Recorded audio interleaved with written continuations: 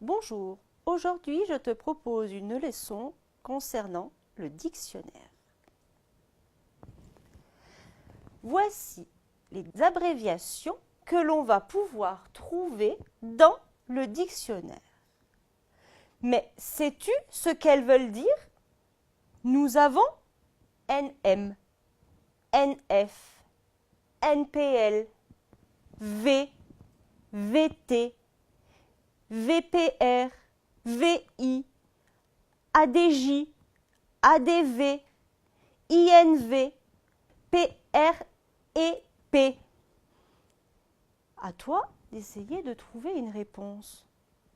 Je vais t'aider.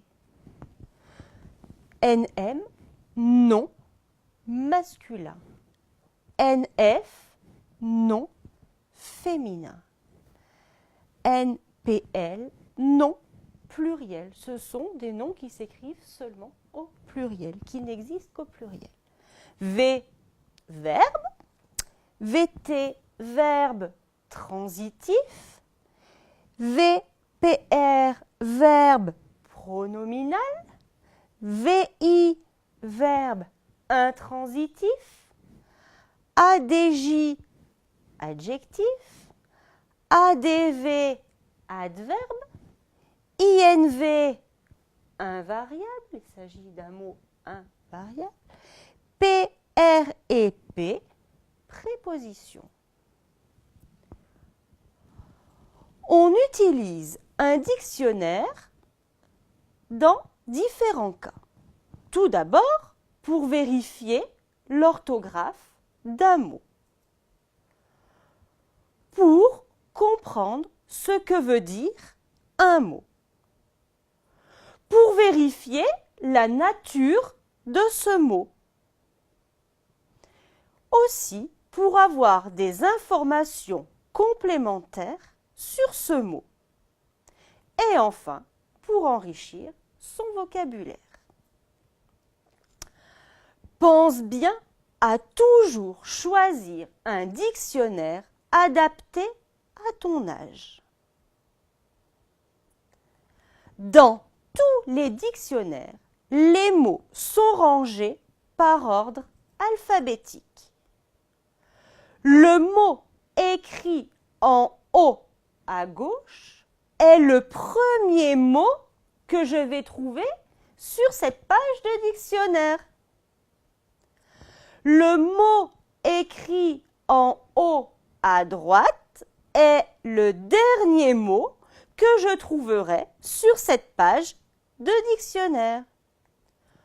Pour savoir si ce que je cherche est bien sur cette page, il faut que mon mot se situe alphabétiquement entre les deux mots du haut de la page.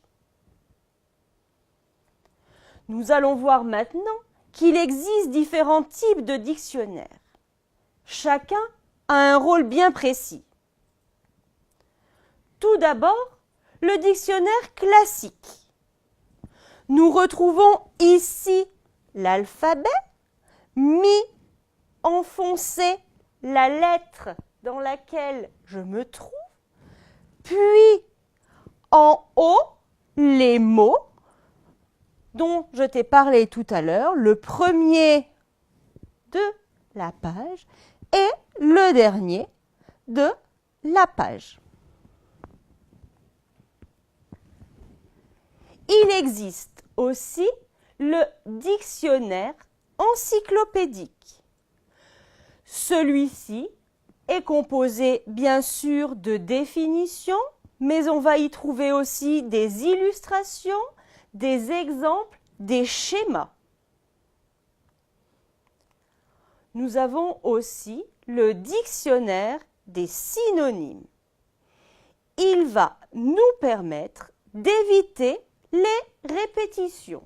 Ici, nous avons le mot bébé et nous avons surligné les synonymes du mot bébé.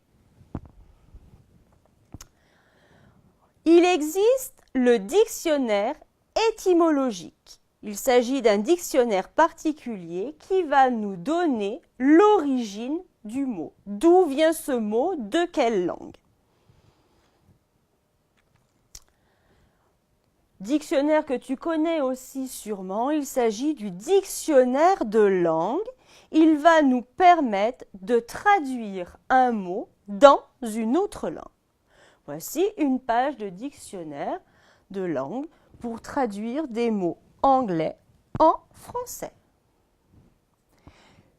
Une autre page de dictionnaire où cette fois-ci les mots sont en français et traduits en anglais. Bien sûr, il existe beaucoup d'autres dictionnaires. Voici quelques noms. Le dictionnaire des idées philosophiques, le dictionnaire de la dissertation, le dictionnaire des antonymes. Nous venons de voir différents types de dictionnaires papier, c'est-à-dire qu'ils se présentent sous la forme de livres. Mais il existe aussi des dictionnaires sous support numérique, c'est-à-dire disponibles sur Internet. Attention, avant d'utiliser cet outil de travail, demande toujours à un adulte si ce site est adapté à ton âge.